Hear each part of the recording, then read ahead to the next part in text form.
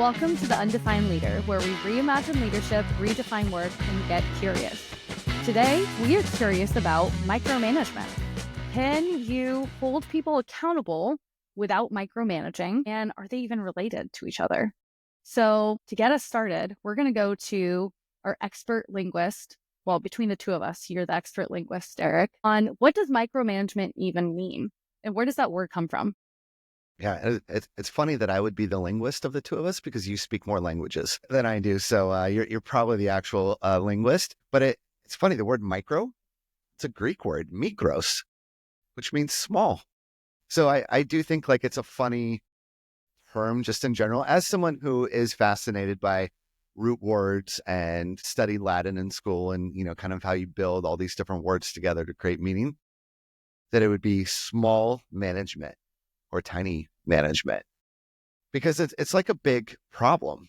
It's not really a micro problem when we do those. So I don't know. I just find some humor in there that it's, I almost envision like a little tiny manager who's managing, and that's your micro manager. When you hear micromanagement, Alex, what does it make you think of? Well, after learning like where the word comes from, which makes so much sense, I think my definition for micromanagement now is someone that's trying to manage every small detail of a situation. And so I think that's where that every small detail. So it's not someone that necessarily might even trust the people that they are leading to solve a big problem, but it's almost like I'm giving you very, very specific details of how to do your job, like instructions. It's like an instruction guide for everything.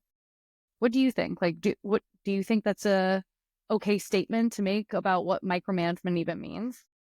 Yeah, I think that's right. Because, you know, some people will say, it's a very hands-on management style. Have you heard that about like hands-on, or I'm in the trenches with them, I'm in the weeds with them? But I don't think that's necessarily micromanagement. And I don't even think like hands-on management style or leadership style is necessarily micromanagement.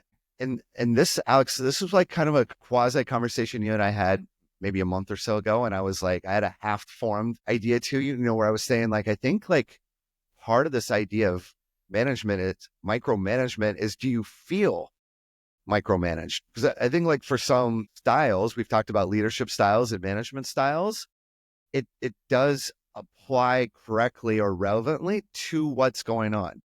Like if we were doing like engineering work or laboratory work where it's very precise and it's very almost like life or death, or there's safety things, I don't know if I would necessarily feel micromanaged if someone was making sure that every step of the process was being followed. That might actually be like valued as the person. But I think for a lot of us, we're not in that type of environment.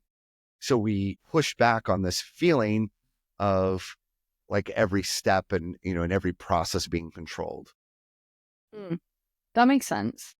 But even in those roles, I would still say there's an extreme version of giving direction and then a healthy version of giving direction.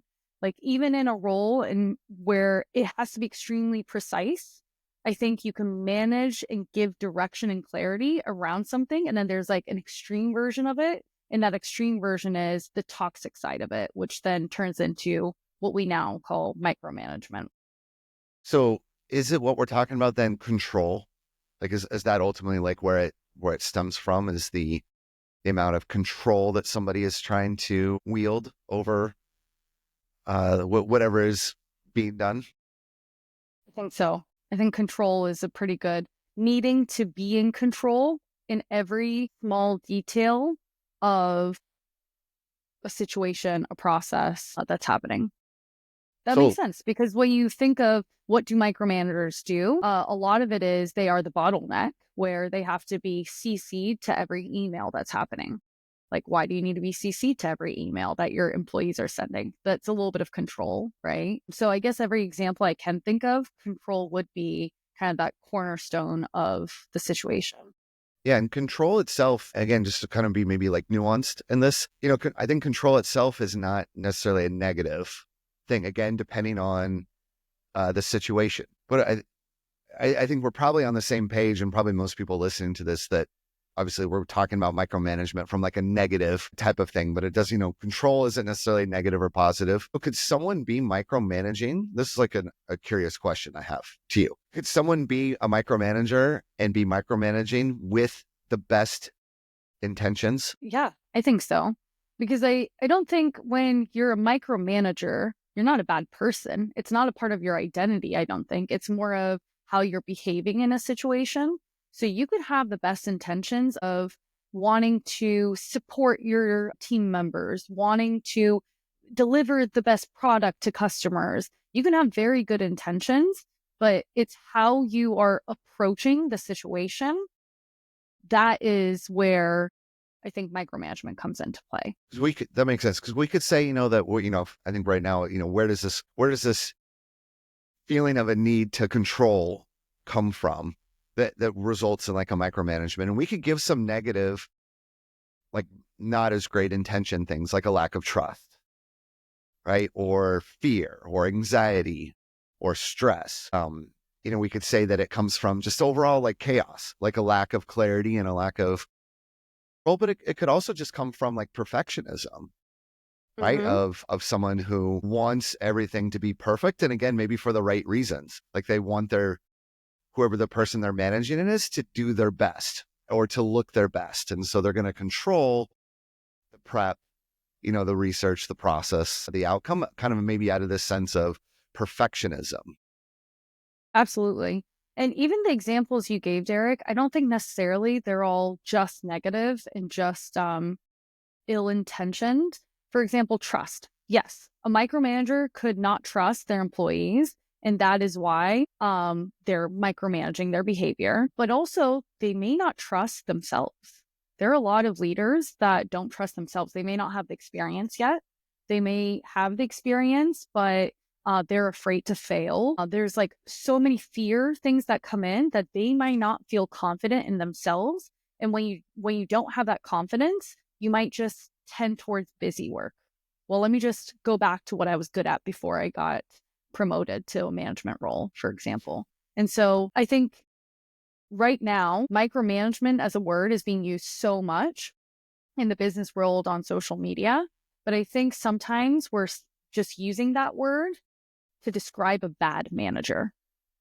And so let's kind of talk through because they're very different things. Bad management does not mean necessarily micromanagement. Micromanagement is just how someone is showing up to their team and the behaviors they're using. So, what are some signs of a micromanager? How do we know if someone's a micromanager? Well, that level of involvement, right, that we were talking about too. And you said something too there with what you were just saying about the busy work piece of it, and to kind of like bridge these thoughts together, just something that came into my mind is that I think a lot of cultures reward micromanaging in that they place a value on the busy work, the tasks, the number of tasks that you can do, how packed your calendar is, how many meetings can you attend in a day, how many emails can you write, how many Slack messages you can write, and that's a culture that rewards that. So maybe somebody wasn't even necessarily wanting to go down this route, or maybe it's not even their natural route, but that's how they've progressed into a management role as being someone who, you were talking about what are the signs, someone who just did really well with the signs, completed the most tasks, got rewarded for it. Now they're in a management role. And now we have a micromanager because that's the lens that they view productivity and the role is the number of things that you can do. So I think that would be like one of the signs, right? As how is someone scoring the day, or how does someone view a good day versus a bad day, and is it related to how much we got done, I guess, versus like the outcomes? So Hmm. I think that to me is like one of the most immediate signs that I would see in somebody is how do they view success? Hmm. Yeah, is it the hours worked or is it the outcome that was delivered from what you're doing? Is it how you did the task or is it the task that you had on your plate that day? What kind of outcomes did we get from that as well? I agree. And one of the biggest signs, well, let's not say biggest, one of the signs of a micromanager is a day fully packed with meetings. And so when you look, if you're a person, you're trying to figure out, am I a micromanager or not? Look at your calendar, look at all the meetings that you're a part of, and ask yourself, why am I in this meeting? Is it something that I need to make a decision on? Or is that something that somebody else could be doing? Because also micromanagers are not great at delegating. So it ends up being also a lot of busy work because I'm just going to do everything for The you. perfectionist And the piece. perfectionist of not maybe trusting and letting go of that control to somebody else and needing to be a part of every single decision, every single project that's being done in the business.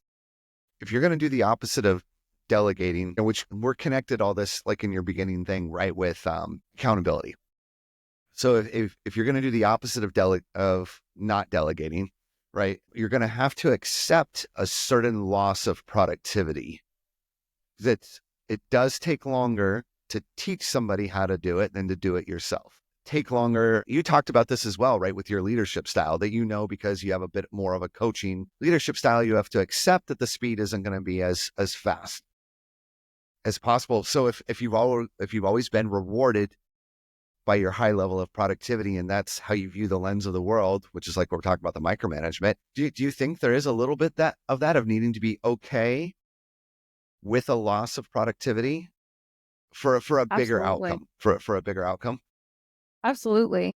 I mean, also going back to also busy work, why does busy work sometimes feel good? It's because you feel the energy and being Checking productive things and off for the list. checking things off the list. So for someone that's just so so ingrained of living a day to day that way, it makes sense that they want to get results right away too and check stuff off the list. And so when I'm coaching business owners, I get this question all the time of, I can't work on X, Y, and Z because my phone won't stop ringing. Everyone in the business is calling me with so many questions and I just have to answer them all. And my first question back to them is, do you give them the answers? And they say, well, yeah. I'm like, okay, well, of course they're going to keep calling you back then Mm-hmm. because they just know that you're going to be doing the work for them. And so it's easier to just fish for someone versus teaching you how to fish because it takes a long time to actually teach someone how to fish. But in the bigger picture of things, if you teach your employees how to fish, how to critically think, how to problem solve, how to do some of these tasks, then you're not the bottleneck anymore as the manager. And they're actually able to get results on their own as well. Yeah. There's that piece that you were talking there about, like, in the loop, right? I guess like Mhm. the level of severity of being in the loop is sort of a piece of that. Yeah. Where if the team can't meet together because your day is so full of meetings that you halt progress, yeah, you are the bottleneck because you need to be in the loop. You might not be adding any value to that meeting. You might not, but you need to be there in order for them to meet. I remember one friend was telling me that they were working for someone that had a high level of control, that they wanted to be CC'd on every single email that they sent. That's the ultimate being in the loop, right? Yeah. Of things. I just think of like, I was just thinking, what would I do in that scenario? I feel like I would just start sending so many emails out until the leader was like, don't include me in any emails at What do all. they call that? The malicious compliance. Yeah. Yeah, sure. I'll show you what Yeah, that feels like. you had engaged in some malicious compliance there. Just like a few more things, I think, in this section here about like what are the signs of a micromanager or a culture of micromanagement. Would you agree with this, Alex, that you'll tend to see a lot more turnover in that culture, and it could stem back to the micromanagement that's taking place? Yeah, absolutely. We know that people usually leave because of their direct supervisor and how they feel with their direct supervisor. And so if you're a micromanager, what it feels like to your team is, I'm not trusted. Why would I even engage in this situation and try to be innovative? Because it doesn't matter. I'm just going to have to do whatever the boss says anyway. And so now you have a team that's not engaged, that doesn't feel trusted and cared for. And they're probably about busy work too. And that turns into burnout. Micromanagement turns into burnout. And for that reason, we see a lot of employee retention issues there too. Yeah, you mentioned burnout. It's got to be a high level of burnout for the micromanager to be CC'd on every email, to have to sit in every meeting. That's not a long-term sustainability plan. No, there. definitely Can we, not. can we, quick, Alex, talk about signs that you might be a micromanager? Like we've talked about like spotting it, but how about like some self-reflection here? Because like as we've been going through this, I think a few times, Alex, I've said to you, like, I might be a micromanager. Like I've had like these realizations, and also too, like in the classic like leader versus manager, like I always fall on the side of I I want to be a leader. I don't want to be a manager. I want to set vision and lead. Go first. Be the example. But I don't really want direct reports. And I've probably had, I don't know, 30 direct reports throughout my career, it's something that I always kind of try to avoid doing a little bit, and I'm connecting some dots because maybe I burn out because I'm naturally a bit of a micromanager, and I'm like having some realizations on this. I need like a micromanagers anonymous group. Like, first step one is you got to admit you have a problem. But what do you think about this? I saw an infographic of 7 actions that make you a micromanager. So I'll just kind of read through these. Constantly just clarify their emails. Tweak every project. You expect instant replies. You try to prevent mistakes before they can happen. You always just have a quick question. You ask for updates before the deadline. You rewrite people's work instead of giving them feedback. Any of those kind of jump out to you? Because I feel like I have been guilty of all of these. Yeah, I do. I mean, I think I have been as well at times. And I think when I have done those things, it's usually because I somehow, for some reason, feel a very like sense of urgency of something needs to get done. So I'm almost seeing like a connection between a lot of those 7 signs that you said of it's immediate, it's feedback, it's like it's right now. It's not the bigger picture of what we're doing and having the patience for it, but it's not letting people fail because that also takes time. Being able to just like finding all the little things and changing that and not letting people just take on a project without your feedback on it too. That just shows lack of trust. And I guess it goes back to what you were saying of perfectionism too. Yeah, for me on that list, like some of those I just didn't even think about, like how that would be micromanagement. But now, kind of having a bigger thought just behind, the whole thing. Like I do get it. It does come back to that trolling being a bottleneck, interfering, being in the way a little bit. And also too, like, I think it's maybe like a constant process of trying to be the most important person too, a little bit of being a part of every decision, being a part of every step, sign off, again, the control of like tweaking things, putting your spin on it, putting your imprint on everything too. Like, I think that, kind of gets again to the more negative of a side of this. And I think for some people too, maybe they just feel by being like the boss or being the leader, like that's what they're supposed to be doing. That's what leading looks like, especially if that's always been the example kind of handed down to you as well. Like you have to almost like, if you're not directly the one doing the work, you're more like leading the group doing the work. Like, how do you show your value? If you're not micromanaging, why are you even there? Yeah, those are good questions. I think that's a good insight too of especially before you were promoted into this position, if you did have a lot of busy work and you were just like always getting stuff done, it feels good and you feel like you're valued. You're doing something every single day for the company. And then when you become a management role, you really have to shift your thought from it's not me anymore, it's about the team that I'm leading, and if the team is winning then I'm winning. But that's a huge shift. And I think, I mean, what we're discovering during this conversation now too is I think we're promoting people for wrong reasons. So the skill set that's needed to be a manager and is or even a leader may not be there for someone that's really good at what they're doing currently as well. So then you feel not valued. You might feel just self-conscious of, oh, where's my impact? What am I doing for the company right now? And that's where like control might come into play a little bit more there too. Yeah, you're right. Oftentimes the person who is the best at doing the work or doing the task gets promoted into the managing or leading of that work or task instead of the person who's the best at managing or leading. So now when someone is leading and they're the best at it, it starts to make a ton of sense. too, because you're the best at it. Like you do want to make your imprint on it and fix things and, and make it look good, versus if you're the leader, but you're not the best at it, your team's actually the best at it, it's going to be harder to micromanage, even to in like having conversations with people who are leaders of highly technical groups, but they're not highly technical themselves. They might be like the managing director of a law firm. They're not an attorney. They're managing a group of attorneys. They could not micromanage them if they wanted to, or they're like the manager of a group of engineers, and they're not necessarily an engineer themselves or a technical engineer themselves. Like it's going to be harder to micromanage in that when you're not better at it than everyone else that's with you. True. So, I mean, we've talked a lot about now. This might be you. If you are a micromanager, these are some things that might be happening. So hopefully like self-reflection, everyone that's listening is doing a little bit of self-reflection. But also we just talked about, well, it may not be your fault. You were promoted when you didn't have the skill set for it.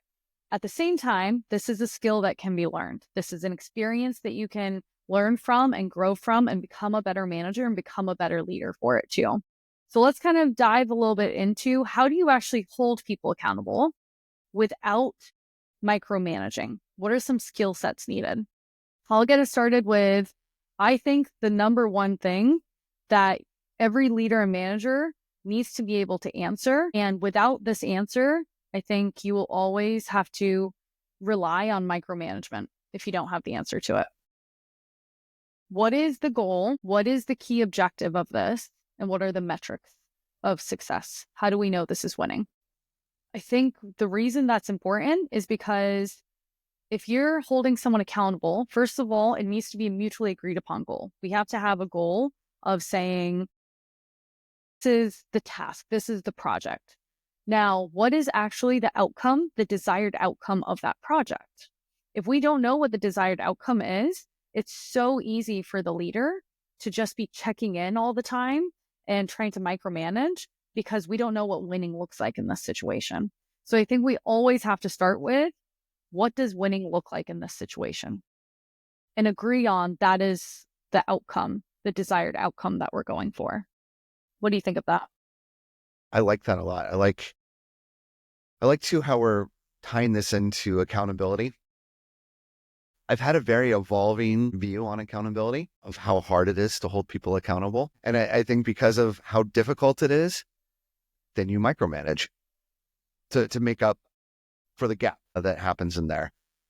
And my evolving view on accountability is that it's not something you do to anyone else. Accountability is completely self-driven. It's somebody saying, yes, I own that. And it's not something that you can force or impose on somebody else. And I think then you create a culture of accountability. You create the conditions for it that allow the person to step up and be accountable. But you can't really do it. It's not a direct action that you do of hold someone accountable, because what you really mean is you're going to discipline them. And that's not what you're going to reward or discipline them. And so I'm kind of having this thought here a little bit too, Alex. I'm curious your thoughts that when you micromanage, now you remove the conditions, or you remove the culture that would empower somebody or allow them claim ownership or accountability over something. I don't know if I completely agree with your definition of accountability. Tell me more. I do agree it has to be a self-drive, which now we can go into what is the difference between driven versus accountability as well. But I think it's about the person and having the right person wanting to do something. If they don't want to do that thing, then you can't hold anyone accountable to actually doing anything that they don't want to do. So I think that's a huge part of it. But I do think what I was talking about with that goals and stuff, it's you're giving a framework of the rules of the game almost. You're giving a framework of, Derek, I trust you. And if this is the role you want to be in and this is the project you want to work on, here's what winning looks like in this project. And so we know like how to keep score, and you know if you're doing well or not. And then that gives that self-driven part of you comes back out of saying, hey, I know I didn't score and we're not winning right now. What do we need to shift and change in order to come back on the second half and win, for example? So it is like a self thing, but I do think a leader does play a very big role in giving those clarities as well. Yeah, I think maybe we're closer aligned onto it because I agree with that because I think that for me is creating the conditions for accountability. Mm-hmm. When there's no idea of what the rules are, there's no idea of what the metrics are, there's no idea of what we're trying to do, I don't see how accountability is ever going to happen in that. I think you're creating the conditions with that clarity and then allowing for people to be like, I agree. I Mm-hmm. I agree with this. I agree with why I will do this. So it'll again, it's that delegation. Again, it's that empowering piece of it that it lets them own from them, right? It comes from Mm-hmm. within inside them of they can take in all the info and they agree to what's being done and say, yes, hold me accountable because I own this and I agree with this. Okay, I like that definition. I think we're aligned now. We agree on this one now. So step one of how to. So what are we going to say if it's not hold people accountable? Because we're not necessarily saying We that gotta you you can gotta hold someone create the accountable. environment for it. I think Okay, with how to yeah. create an environment of accountability without micromanaging. Yeah. And that will be the title of our podcast now too. Um, but the question is, so the number one answer to that then is create the conditions of accountability. What are the rules of the game? What does winning look like? I think step two from that is then as a manager, you need to start shifting your focus from rewarding task base versus outcome base. So instead of saying, okay, Derek, this is the outcome, we already did the conditions. I shouldn't be telling you and giving you very clear instructions of how to get to that outcome. I can give you some guidance and oversight if you like, but I trust you enough to give you the autonomy needed to figure out how we're going to get from point A to point B. We now agreed that that is the outcome. So now let's focus on the outcome versus all the little tasks that you have to do in order to get to the outcome. All right. What else do you think? How do you create an environment of accountability without micromanagement? The piece that we've been talking about too, right? That empowerment piece, like what does it mean to empower somebody or to have an empowerment culture? And it does come down to who's allowed to make decisions. And again, in kind of my evolving view of accountability, if you're not allowed to make decisions, there's no accountability. So you're just operating on a decision that somebody else made, Mm-hmm. which again maybe falls into like this micromanagement culture. So who is bottlenecking decision making? Is who is hoarding decision making? The times that I feel like I am most accountable to something that includes the ability to make my own decisions. I think with like understanding where the boundaries of that are, we've talked before about freedom versus autonomy. Autonomy is you can operate knowing where the boundaries are. Like obviously, like if it involves like a ton of money or, just things like that, there is a chain, an appropriate, protocol for that. But on some things, as far as like tactics and strategy and word choice, like those are all decisions. And if you don't feel like you're allowed or encouraged to make decisions, it's going to be tough, I think, to have this culture or environment of accountability. And so it is likely going to be a micromanaged culture because somebody is controlling the decision making. So then as a manager, then how you can do this is number one, define what winning looks like, what the outcome is. Two is focus on the outcome instead of the tasks. Three might be putting the right people into the project, the team, and giving them very clear expectations of what kind of decisions can you make on your own and what decisions have to go through some different type of channel too. So now you have a very clear idea of what you can keep going and making momentum with versus pausing and needing somebody else's feedback before moving forward.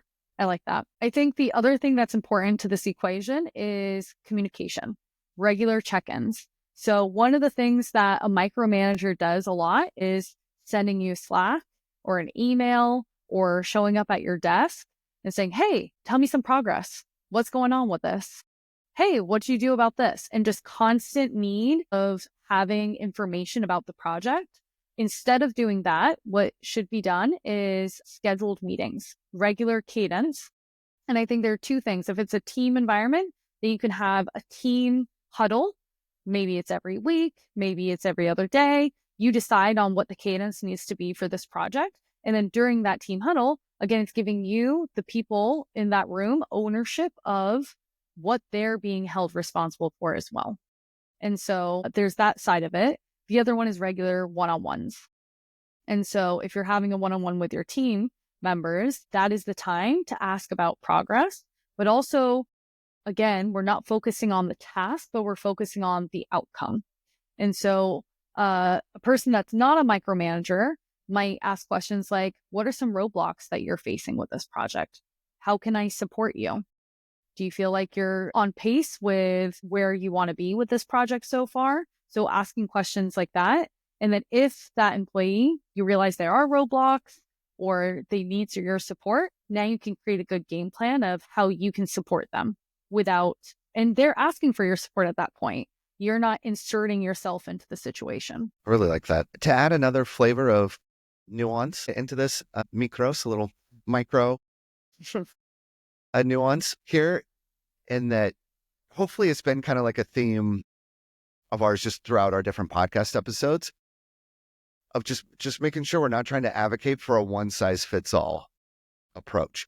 Like even within a team managed or led by one person, we don't necessarily want a one size fits all to everybody on the team. Depending on where employees are in their experience, their ability, their motivation level, if we view micromanagement as kind of a bit of a spectrum, like some might need a little bit more hands-on and some might need a little bit more hands-off. It might be more appropriate. Like if you're onboarding someone, it might be a little more appropriate to venture into a little bit more micromanagement over their time and, what meetings they're attending and what they're working on and things like that, versus, someone else in that journey too.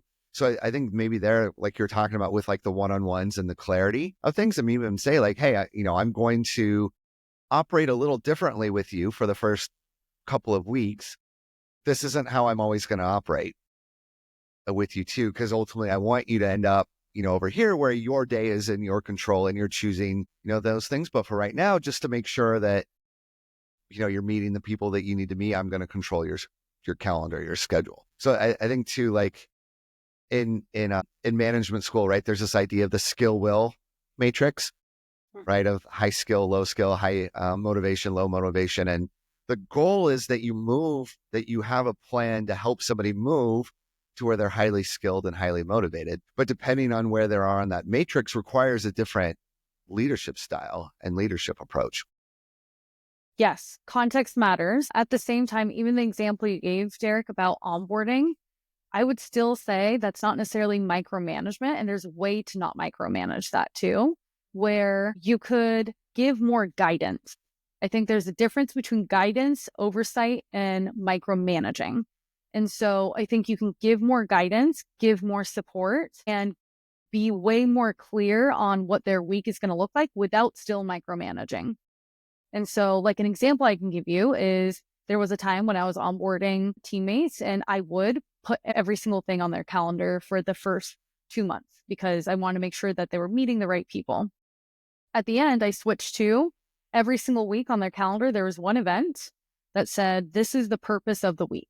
These are the things, the skills and the knowledge that you should be learning this week. And so it's giving some clarity and guidance towards what is the most important thing you should be working on this week. And then I give suggestions of here are the best people to meet and give that clarity. But it's up to that person and employee of how much more they go above and beyond and how they go about those meetings. But I'm giving them the guidance of this is the expectation of the week as well. So I think even in that same thing, and maybe we'll create an infographic ourselves and add it to the comments of this of what is guidance and a healthy amount of oversight versus micromanagement. That's really good. People should be very cautious about listening to anything that I say as an admitted quasi micromanager in here. And maybe if they're unsure, they should default to your advice on this topic. Because Alex, I know that you're not a micromanager. You're really good at empowering people on your team. Well, thank you, Derek. But step one is awareness. So hopefully by listening to this podcast, you're able to pick up on a few things and find out, am I a micromanager or not? Next step is making sure you are working on your skills of how to create an environment of accountability instead of micromanaging. And real quick, I want to add this as well, because I think it's something that we struggle with a lot. If you're a listener and you're not the micromanager, but your manager is the micromanager, how do you manage a micromanager? That is a really hard question. And for now, I think our answer could be same way that we just said how a micromanager develops their skills. I think a person managing a micromanager could do the same things. For example, if you're meeting with your manager and they're saying, these are the tasks that need to be worked on, and they're micromanaging you, and you're realizing that at that moment, start focusing and asking questions on the outcome instead of the task. So you can start training your manager of focusing on the outcomes as well. So you might pause and say, Derek, okay, sounds good. Like all those tasks are absolutely doable this week, but what is the outcome that we're trying to reach? What would winning look like? What would you look at the end outcome and say, wow, that was a very successful week? What would you make you say that? And they may not be able to answer that question. But if you keep asking that question over and over and over, they're going to know and expect that you're going to ask that question. So you're almost training your manager's brain to start thinking of the outcome instead of the tasks as well. And then creating very clear boundaries for yourself as well of, okay, this task sounds good. If you know they're going to just slack you a bunch of times asking for updates, you could say, Derek, does next Wednesday at this time work for you to check in on progress that we've made about this project? And so you can start putting in the same exact things that we said for a manager. You could try to use that to manage your micromanager as well. Do you have any other insight on that, Derek?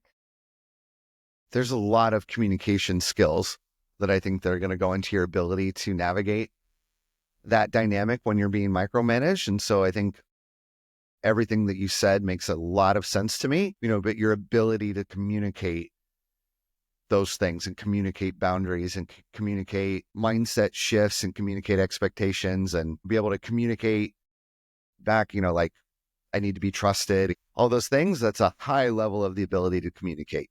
So I think a lot of the success on that is going to be your confidence and your communication style as you approach navigating through that. And we spoke about that in one of our podcast episodes of giving feedback.